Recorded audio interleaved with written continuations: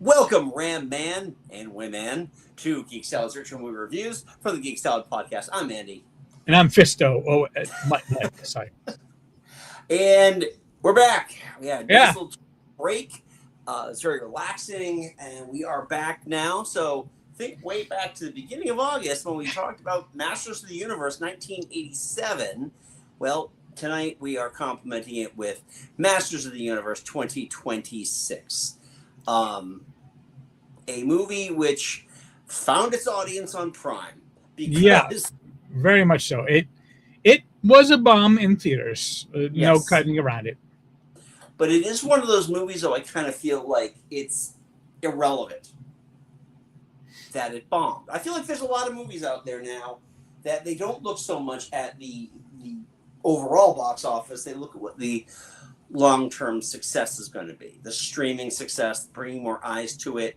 I'm hoping that's the case because, They've if already greenlit this a one can sequel. work, then maybe Dungeons and Dragons Honor Among Thieves might get a sequel as well.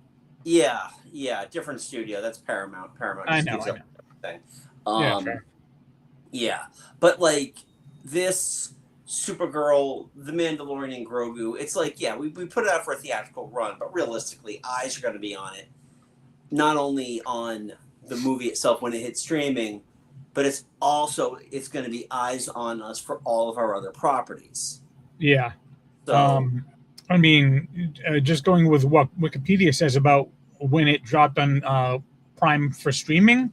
yeah, The first week, it was like number one with like 1.173 billion viewing minutes in the yeah, United States alone. makes sense. Yeah, Makes sense. This is that's definitely one of those movies that a lot of people looked at and went, I'll wait till it comes on streaming and then watch it. Um, Now, with that said, it's been almost 40 years since we got a Masters of the Universe movie. hmm What did you think? What are your thoughts? it is not without its flaws, Yeah, but compared to the 1987 one, this one understood exactly what it was and what it needed to be. not only did it understand, it understood the assignment, and yes, there realistically, even the most perfect movies have flaws.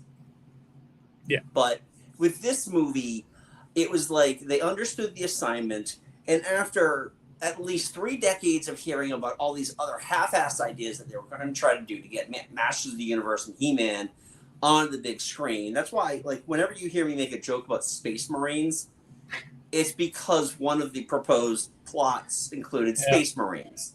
yeah, Um, this one got it completely right. yeah. Like even when like they're describing like all of the characters' names, like Fisto and Ram Man and even He Man, they're like, yeah, these are the things that like a 10-year-old would come up with. Exactly. And I love that that's why they're named that, and not because they named themselves that. It was Yeah, all the machinations of a 10-year old with an amazing imagination and a desire to get back home. yeah, So he gave them names because he doesn't remember their real names. He remembers Duncan, yeah, he remembers Sheila. yeah, Everybody else is pretty much just known by what he has given them as a code name. yeah, Um, is the look of this movie is just off the charts. yeah. For Really, one, the fact that they filmed it in Iceland, yeah, because the scenery in Eternia is off the charts gorgeous. yes. And the other thing too is that because it requires a lot of otherworldly things, there's a lot of CG in this movie, Yeah, which I didn't have a problem with. Now, my biggest problem honestly came with the marketing of this movie was that, like, just as they were getting ready to release the trailer, like there was an AI trailer that came out, and it just I think I remember that hearing about. yeah, and I think it fooled a lot of people too. So a lot of people thought that they were using AI in the visual effects, which does not appear to be the case. No, no. Yeah. Um, I think that they handled. I mean, the whole thing is getting you're introduced to Eternia. Yeah, You're introduced to the characters at first, and then when they send Adam away, it honestly is not a long period before you get him back to Eternia.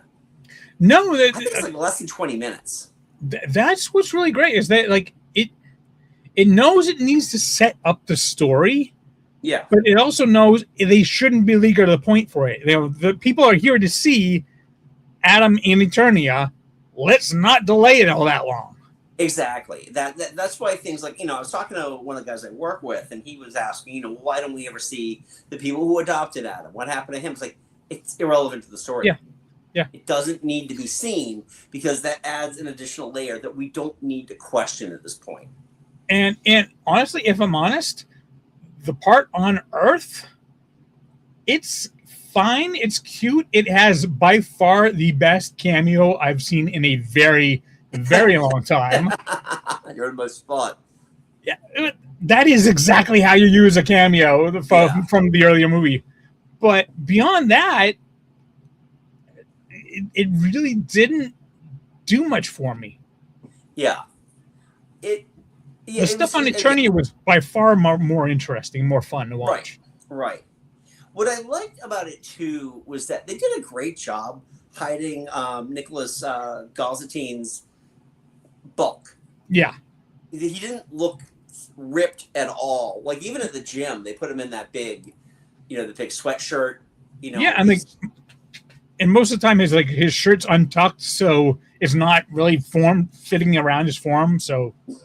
No, I think they did a fantastic job with this because when you finally get to Eternia and he finally says the words and gets all the muscle, it feels a little more natural. I also enjoyed too that he wasn't overly ripped. No, because if you go back to the original action figures, which you and I both had, right? Yep. They were steroids. Yes, exactly. So I like this. I liked, I like that they gave him muscles, but still a leaner build. Everybody in this, including, because essentially with the toys, Skeletor had the same body mold as He-Man. Yeah. So just, slendering, making him more lean, making Man-at-Arms, who again, same body mold as He-Man, made him look more lean. I think, yeah. Well, I just want to say Idris Elba was fantastic in this movie. I loved Idris Elba in this. There's so much to love about him as a performer to begin with in this movie. Yeah. I thought he was just great, just kind of getting his mojo back. What I was going to say, I think out of everybody, I feel like his costuming was probably the best in terms of being able to build something functional that still looked like the action figure. Because when you look at the Man-at-Arms action figure, Sans mustache, because they didn't know that he was going to have a mustache at first. The helmet, the green body. Yeah. They incorporated that into Man-at-Arms' armor. The chest plate and everything else. And it worked. It really worked. They made it into a practical... They made it into more, of a practical outfit. All of their armors, they didn't really even get action figure accurate until the very, very last scene. Right. After everything's already done. Before that, it's similar, but functional enough where it doesn't look weird. Right. Nobody, even someone like Ram Man, he didn't look weird because his action figure always looked odd. The cartoon always had him kind of whenever he'd move, he wouldn't move his legs. He would just bounce from side to side. I thought that the armor looked fantastic for him. Fisto. Oh my. Oh, so first of all, I can't believe this kid's movie got away with so many fisting jokes. So many fisting jokes. And there's that line that he has. I'll give him Brandman, I'll give him fist, you give him head. They just not look at him like, did you just say what I thought you said? And that's the thing I really appreciate about this movie is that it really isn't ashamed to be what it needs to be. Yeah. And that's the thing. It embraces the ridiculousness of this. They know exactly who they're aiming for, and that's all the people that watched this show growing up and now realize, hey, I really enjoyed it back then, but it is goofy AF. Yeah.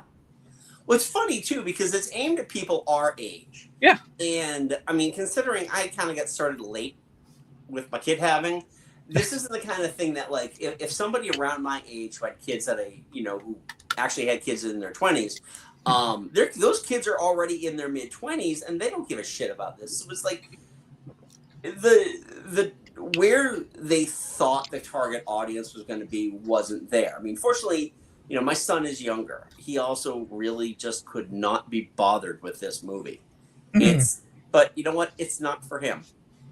He enjoyed some stuff. But he enjoyed some of the ridiculousness of it, but it's not for him.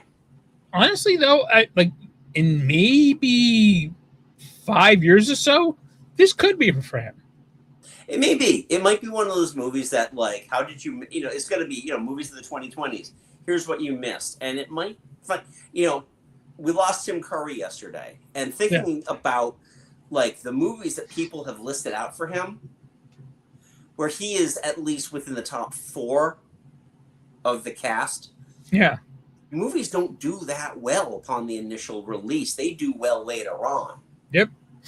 And that's very, Legend, Clue, those kinds of things. I mean, I forgot he was in The Hunt for Red October, but realistically, with that stack cast, yes, he was the doctor. Yeah.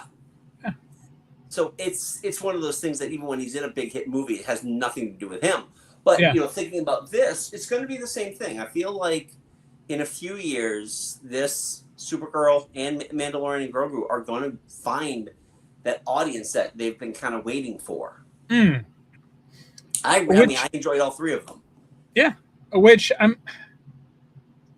I think you're right, but I am also at the same time I'm hoping it doesn't take that long because, not kind of burying the hatchet or burying the lantern right now, but the end credit scenes of this one set up both a possible spin-off and a possible sequel to this one. So, and both of which I really want to see. I'm down. And again, I think that Amazon's already greenlit a sequel.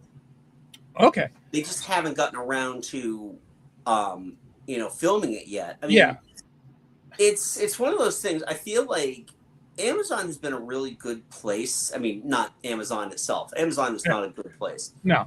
But Prime is a good place to discover movies that really just kind of were a blip on the cinematic radar. Recently, we watched The Sheep Detective. And, oh my heart, what a good movie.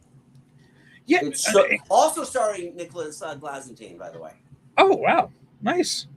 Prime they've really kind of been willing to take risks with independent or, shall we say, not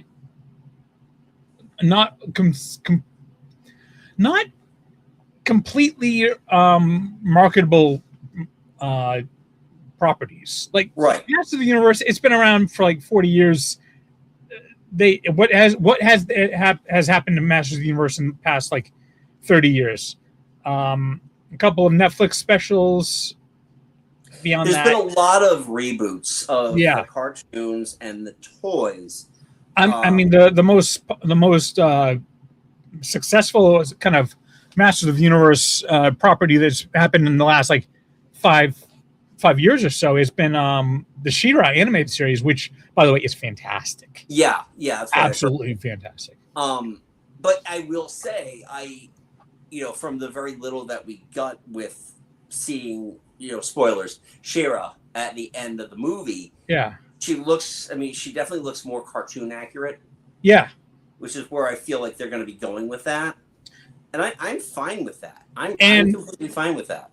Yeah, and if you know the backstory of She-Ra, they could easily bring her into the sequel for He-Man as a potential antagonist.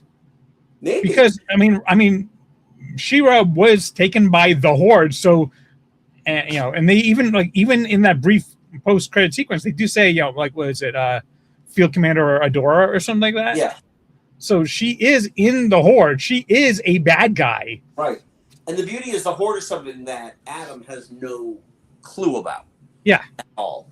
I But also anyway. I loved the Orko cameo at the end.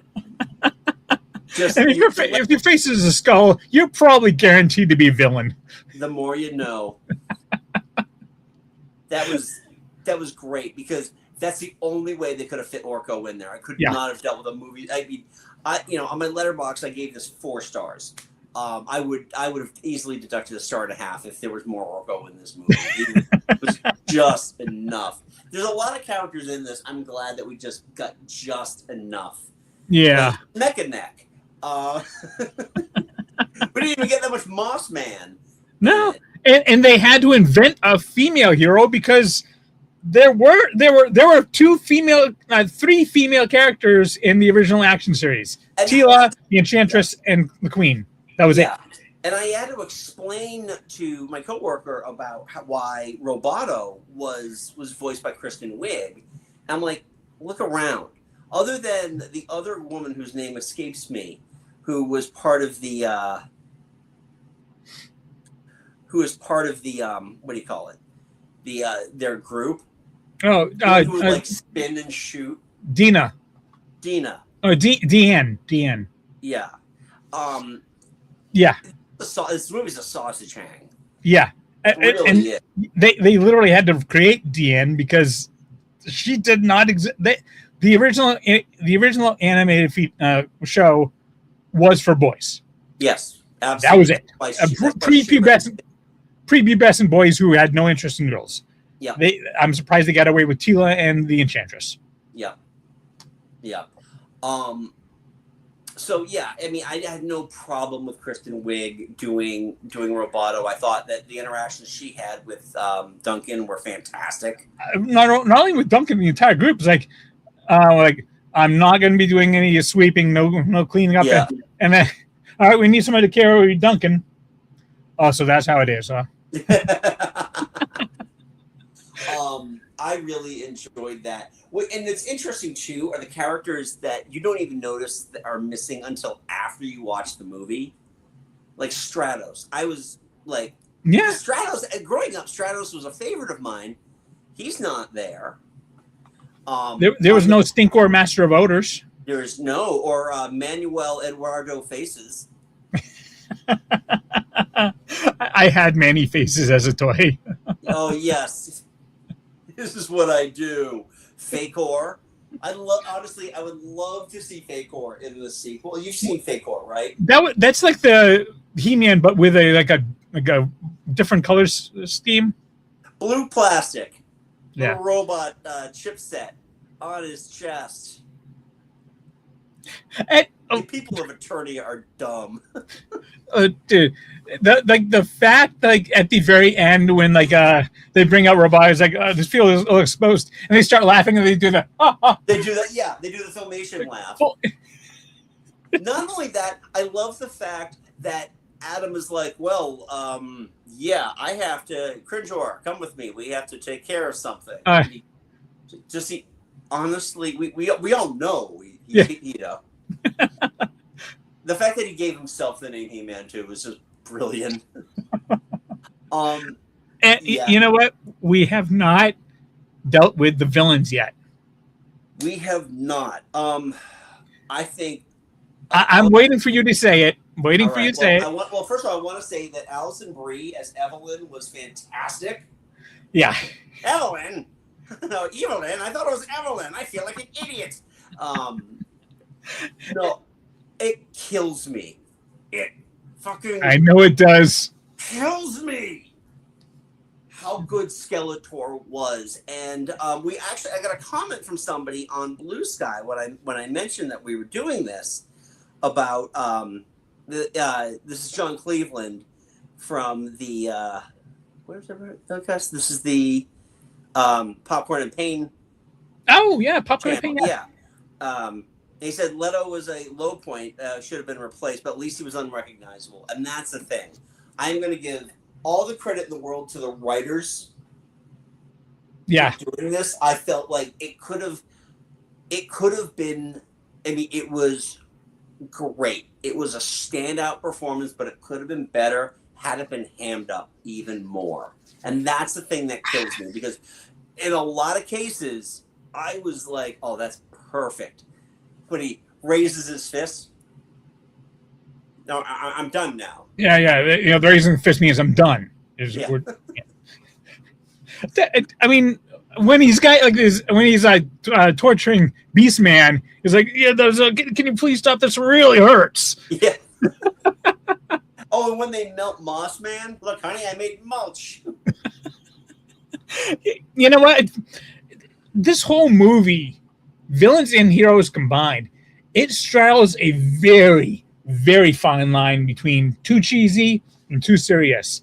It finds a really nice sweet spot there. I am blown away by what a terror they made Trapjaw. Yeah. Because Trapjaw is a ridiculous character. He is built upon other characters as a toy. Yep. I really only know him from that robot chicken thing where he's like, open up! I've got to take a dump. But yeah, they made him. He was probably the most serious character in this movie, and they made him a genuine threat. Yeah, yeah, and I love that Duncan was able to get that closure at the end of that. Yeah. No, I thought that the villains were fantastic. Now, did you notice the Masters of the Universe '87 cameo? Well, I mean, besides Dolph Lundgren. Besides Dolph Lundgren. That's the only one I noticed. All right. So, out of all of those villains, now give me a second here, because I'm trying to remember his name. Oh wait, was it the Pig Boy? It wasn't Pig Boy. It was. Oh, come on. No, Pig Boy. Yeah, I didn't realize Pig Boy was in there. God, what's his name? Card. Oh, is that the one with the hook? That fought with the hook? Was the one, yeah, who had the long hair. I was like, he looks like a tall dwarf. Yeah, and Adam managed to skewer him against the wall. Yeah. I wasn't sure if that was meant to be the same character or not. Yeah. Oh. He shows up. Yeah, it's just everything about this. The action scenes were so much fun to watch. Yeah. Especially that fight between Adam and all of the minions in the mouth of Snake Mountain. Yep. That was just fantastic. That was a fun fun game all the way around. Yeah. We haven't really talked that much about Camila Mendes as Tila. I thought she was fantastic. I thought she was also fantastic. It was a little disappointing we didn't get the Cobra armor, but might be a next movie. And I was a little disappointed that they didn't touch on the mythology where the He-Man mythos where Tila is actually the Enchantress's daughter. Right. Again, but this was He-Man's movie. They can save that for a future movie. It needed to be He-Man's movie too. That's the thing. And I think again, when we think about the '87 movie, that's where they they forgot. Yeah. And supposed to be He-Man's movie. Yeah. And I mean, for as little as she was in the movie, Morena Baccarin as the Enchantress. Yep. I mean, she wasn't that noticeable, but at that moment, after He-Man has been stabbed or so, and she's just talking to him, oh, the sword. Oh yeah, okay. What about it? Just some of her voice work was. I mean, I always love Morena Baccarin. Yeah, I do too. I thought that was great. His roommate, kind of cold dying on when the rent's due. Yeah. I honestly, for me, I would say if I had one weak spot to it, it's up until Adam becomes He-Man for the first time on that bridge there. I'm not the biggest fan of his. I think you're not supposed to be because he's just expecting it this whole thing to happen to him. He's supposed to just he wants to be thrust back into the action, but he is so ill-equipped for it. Even after the first transformation, he's still kind of ill-equipped to handle this. He never really gets to that point where, you know, he can start handing people their asses. It starts, you know, with some of the minions and stuff, and then later on with Skeletor. But yeah, I think that was great. The music, Daniel Pemberton and Brian May. This movie, oh my God! You know, if it weren't Brian May be demanding royalties. Because this, I mean, but again, it's knowing the assignment. They knew they were making Flash Gordon. Dude, when Masters of the Universe started up, I had the biggest grin on my face. That was hilarious. And then all the smoke overwhelmed. And they start coughing in the smoke. Oh, God! Well done, sir. Well done. Yeah.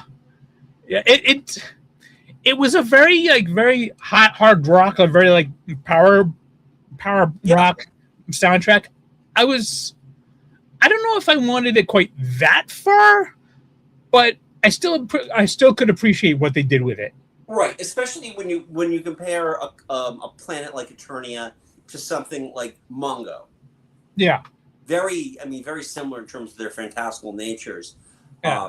And even like delving deep into the He-Man lore, there's a lot of tribalism on Eternia that's very similar to the tribalism in Mongo. You just explore that more in the 1980 Flash Gordon than you do in this movie, which again, we don't know. A, we don't know if we're getting the sequel, and B, we don't know what the sequel's going to be about. So just leave it to roll, because I'm looking forward. I'm very, very much looking forward to a sequel. Yeah, I'm just glad that they figured out what they needed to do to make this work, because there's so many ways that could have gone wrong, and they managed to find like one of the few ways it could go right. Yes, I agree. I think that it works. It works well because it's embracing the nonsense. Yes, which, you know, in our delicate age, also especially with properties that you and I, as Gen Xers, grew up with, those are sacrosanct. Those are sacred cows. You do not touch them. You do not make fun of them. Why? I mean, heck, even the voice of Teela's spaceship. It's like, oh, it's been compromised. All right, status. There's been a compromising of the hull. Yeah, it's crazy. You know, I want to see more of this, especially with other. You know, if they're going to be doing G.I. Joe, this is what real. I mean, G.I. Joe has always been a little more serious, but I would love to see more of the rifles shot up as opposed to like actually straight towards somebody. And every time a plane explodes, it could be in the middle of space. Parachute. Yep. Nobody dies. How'd they get that parachute in there? Yeah, I really enjoyed this movie. Yeah. This to me, this is on the level of a Dungeons and Dragons. I think in terms of its overall, like Catherine saw it. Catherine loved it. I think I still prefer Dungeons and Dragons a little bit more, but this one is it nails the same kind of level of humor to it. It's like self-deprecating. Yeah, we get it. Wink, wink. Yep. Let's go with this. But it's not honestly okay. So here's a very relevant comparison. This understands. It's like, yep. Hey, aren't we silly? And they do it in a way that is very like it's cards on the table type of stuff versus like say a scary movie where it's nothing but pop culture references that are out there for no reason whatsoever. You know what just came to mind about this one? This is kind of like Galaxy Quest. Yeah. It's making fun of it, but it's also an homage to it. Yes. That's a great comparison. We both love Galaxy Quest. I mean, it landed in the top 5 of our Star Trek movies. But you're right. It absolutely is. It points out the nonsense of everything.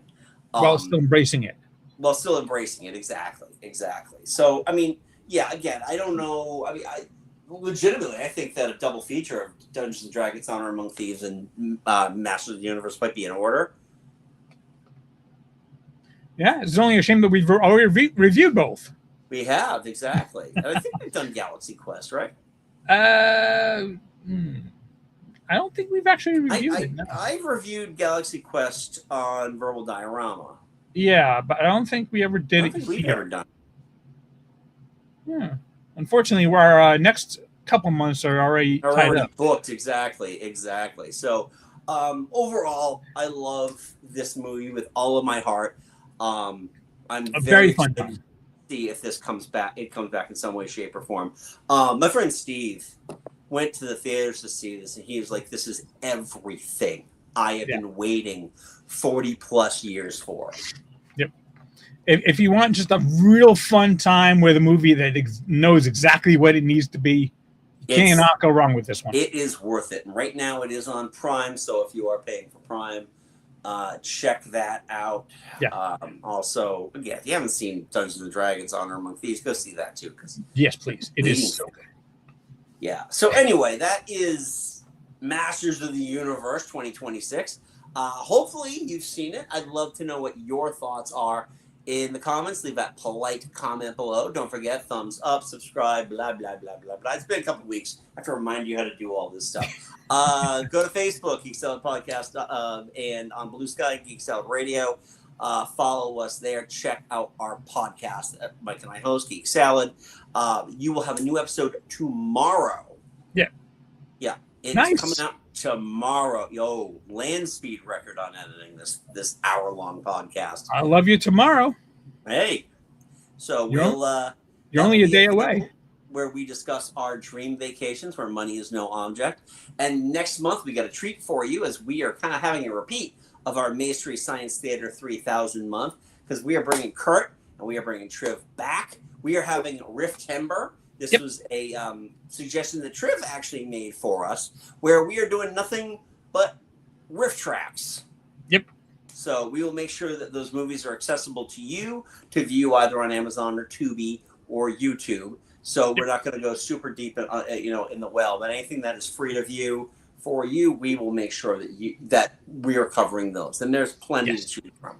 So I think I got everything. Yep, I think so too. Check that out. Thank you for putting up with the 2-week break and our sci-fi fantasy sword boobs spectacular for the last month and a half. Hey.